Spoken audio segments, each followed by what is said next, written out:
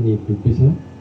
Aadde Warqii Fakkansaa abbaa isaanii obbo Fakkansaa Biqilaa fi haadha isaanii aadde Kololee Irreensoo irraa bara 1976 godina Shawaa Lixaa aanaa Amboo ganda Bayyoo Qurbiitti dhalatan.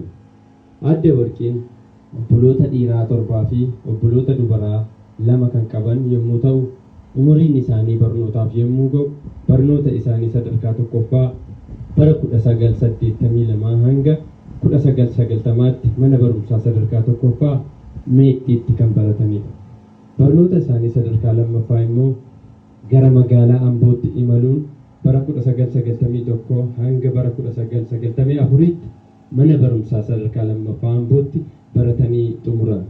Barnoota isaanii sadarkaa lammaffaa erga xumuraniin booda barnoota ogummaa seeraatiin kolleejjii maayikiroo biizinasii Ambootti sadarkaa dippiloomaatiin barachuun bara 2001 eebbifamanii gosa barnoota baratanii bara 2001 godina Kibba Lixa Shawaa aanaa Ammayyaatti ramadamuun waggaa tokko oliif itti gaafatamummaa fi itti kenname dhugaa fi amanamummaan uummata isaanii tajaajilaa turaniiru. Sana booda jijjiirraan bara 2002 irraa kaasuun godina Shawaa Lixaa aanaa Ejireetti ogummaa barnoota baratanii ramadamuun hojjechaa turaniiru. Aadde Warqii Fakkansaa bara 2006 gaa'ila isaanii obbo Kumalaa Hirkisaa waliin dhaabbachuun ijoollee dhiiraa 2 fi dubaraa 2 godhataniiru. Ijoolleen isaanii waliin godhatan kan hangafaa Kookeet Kumalaa, Lakkuuwwan Boonii fi Baaniyaas Kumalaa fi Murteessaa Kumalaa fa'i. Aadde Warqiin ijoollee isaanii guddisaa sadarkaa barnoota isaanii guddifachuuf gosuma barnoota ogummaa seeraatiin digirii tokkoffaa yuunivarsiitii naannoo Oromiyaatti barachuun bara 2016 eebbifamuun barnoota barataniin uummata isaanii tajaajilaa kan turanidha.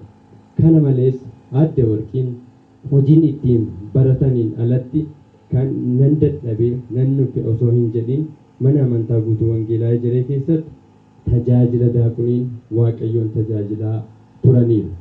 Bara 2017 irraa eegaluun mana murtii olaanaa aanaa Ejiree irraa ergisaan mana murtii aanaa Walmaraatti ramadamuun bara 2017 irraa hanga guyyaa 27/9/2018tti quuqamaa fi dhugaan tajaajilaa turanii waggaa 42 jiraatanii balaa tasaatiin addunyaa kanarraa lubbuun isaanii boqoteera.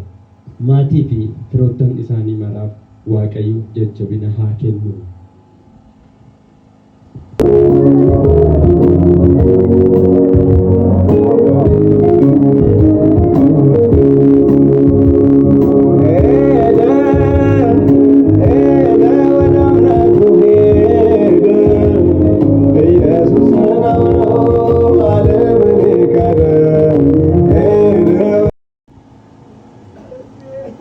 Sabni fuula keessan garagalchaa gara iddoo awwaalaatti fuulduratti deemuu hin dandeessu.